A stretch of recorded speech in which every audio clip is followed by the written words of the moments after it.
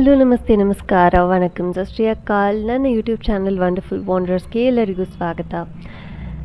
ನಾವಿವತ್ತು ಹೋಗ್ತಾ ಇರೋ ಜಾಗ ರಾಜಧಾನಿ ರೆಸ್ಟೋರೆಂಟ್. ಇದು ತುಂಬ ಬ್ರಾಂಚಸ್ ಇದೆ ಎಲ್ಲ ಕಡೆ, ಆದರೆ ನಾವು ಹೋಗ್ತಿರೋದು ಒರಾಯನ್ ಮಾಲ್ ಇರೋ ರಾಜಧಾನಿ ರೆಸ್ಟೋರೆಂಟ್ಗೆ. ಇಲ್ಲಿನ ಸರ್ವಿಸ್ ತುಂಬ ಚೆನ್ನಾಗಿದೆ. ಅವರೇ ಬಂದು ಹ್ಯಾಂಡ್ ವಾಶ್ ಮಾಡಿಸ್ತಾರೆ.